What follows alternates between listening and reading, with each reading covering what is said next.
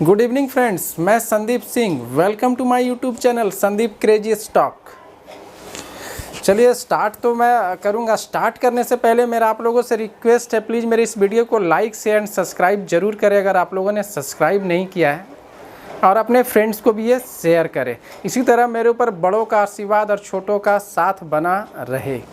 चलिए आज जो मैं, जैसे कि मैंने बहुत सारे स्टॉक्स के बारे में डिस्कशन किया था अपने, जो कोई भी स्टॉक जब इंडिकेट करता है बुलिश का, तो वो ऐसे स्टॉक को मैं अपने रिसर्च से निकालता हूं और उस पर डिस्कस करता हूं, उसके बारे में रिसर्च निकाल के उसके बारे में बताता हूं कि कहां तक दिख सकता है, एक्सपेक्टेड क्या है क्या नहीं, उस पर मैं डिस्कशन करता हूं। चलिए मेरा एक डिस्क्लेमर और है, मैं किसी भी वीडियो में बाई सेल का कोई रिकमेंडेशन नहीं करता हूं। तो चलिए आज मैंने स्टॉक जो देखा है अपने रिसर्च से निकाला। मार्केट डीप है, मार्केट डीप लेने के कारण बहुत सारे स्टॉक्स रेड में हैं। आज रेड में रहे भी, अभी बहुत सारे स्टॉक रेड में भी रहे हैं। लेकिन मेरा जो स्टॉक है, आज मैंने इंट्राडे के लिए एक स्टॉक्स वगैरह 2 स्टॉक देखा था। एक तो मैंने देखा था एशियन पेंट्स, अच्छा ठीक मूवमेंट दिखाया, जो मुझे एक्सपेक्टेड लग रहा था वहाँ वो चला गया। मैंने अप्रॉक्स 3300 बोला था उस समय, मेरे हिसाब से 3270-75 करीब में चल रहा था। 3310 तक उसने बनाया, चलिए अच्छा रहा।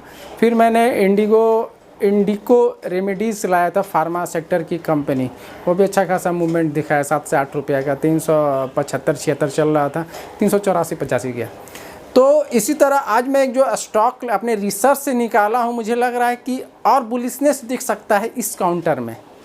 तो कौन से पैटर्न है, उसने पैटर्न भी क्रिएट किया है, इसलिए उस स्टॉक को मैंने अपने रिसर्च से निकाला। मेरे को मैंने अपने इंडिकेशन में देखा, रिसर्च से जब निकाला तो मुझे वो इंडिकेट किया कि बुलिशनेस का इंडिकेशन और भी है।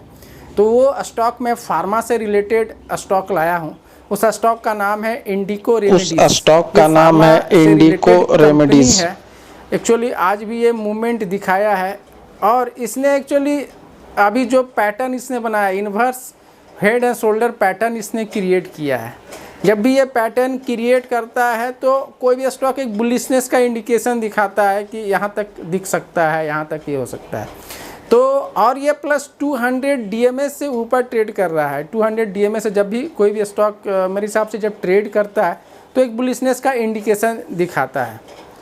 तो मुझे लग रहा है कि आने वाले समय में जो एक्सपेक्टेड है, मैं लगता है कि 400 और 410 के करीब मैं इसको देख सकता हूं। और इसका अगर मैं एसएल लेके चलूं तो अप्रॉक्स 320 के करीब में मैं इसका एसएल लेके चल सकता हूं। एक्चुअली रीज़न क्या है, मैंने स्टॉक को पकड़ा क्यों है, अगर मैं थोड़ा सा विश्लेषण इस पर भी थोड़ा सा करता हूँ, आपको डिस्कशन करता हूँ इस स्टॉक के बारे में, रीजन्स वगैरह देता हूँ, क्या रीजन्स क्या हो सकते हैं।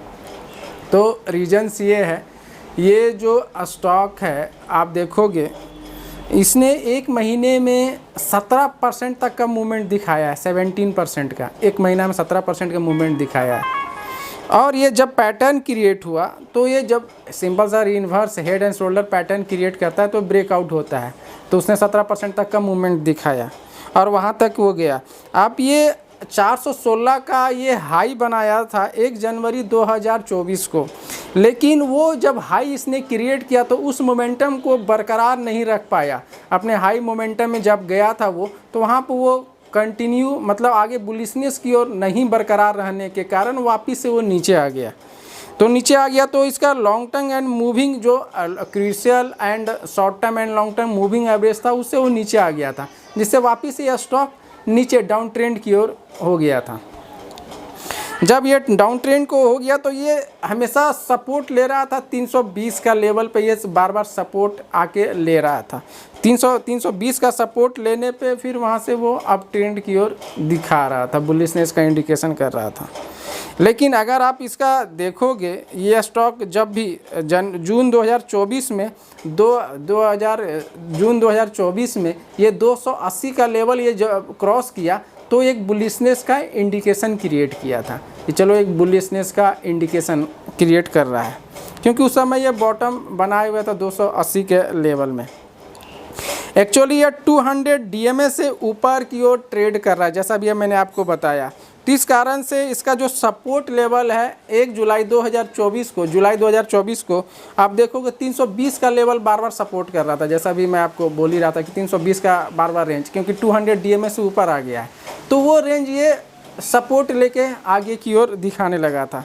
तो ये प्राइस पैटर्न आप देखोगे हैंडल, तभी ये इसने inverse head and shoulder pattern create किया। हेड एंड शोल्डर पैटर्न क्या होता है, सिंपल सा बात है, एक हेड है, 2 शोल्डर्स हैं और नेक लाइन, और ये हमें एक्चुअली इसमें एक और चीज़ है, ये नेक लाइन से ऊपर की ओर भी ट्रेड कर रहा है। जब भी कोई भी स्टॉक नेक लाइन से ऊपर ट्रेड करता है, नेक लाइन क्या है, गर्दन से ऊपर, मतलब ये 2 हेड्स हैं, शोल्डर है, ये हेड हुआ, ये 2 शोल्डर हैं, ये नेक लाइन है, इसके ऊपर से जब ट्रेड किया तो सिंपल सा बात है बुलिशनेस का इंडिकेशन है।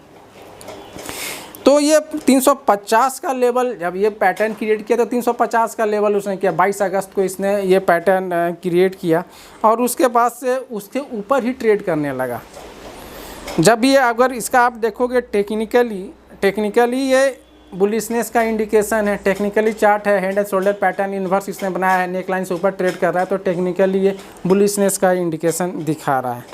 तो और ये जो प्राइस है इसका, अगर आप देखोगे प्राइस एक्शन अगर आप इसका देखोगे तो short term and long term moving average 5, 10, 30, 50, 100 and 200 DMA से ऊपर की ओर डेली चार्ट पे ऊपर की ओर ट्रेड कर रहा है। तो ये प्राइस एक्शन भी एक बुलिशनेस का इंडिकेशन है कि और भी ये ऊपर जा सकता है।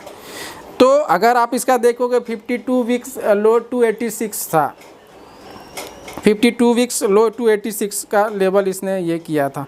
तो इसी वजह से मुझे लग रहा है ये बुलिशनेस का इंडिकेशन है, आने वाले समय में और भी ये बुलिशनेस दिखा सकता है, इसलिए इस स्टॉक को मैंने देखा है। प्लस इसका आप देखोगे ये एक और चीज़ है इसमें कि इसका वॉल्यूम भी इंक्रीज हुआ है।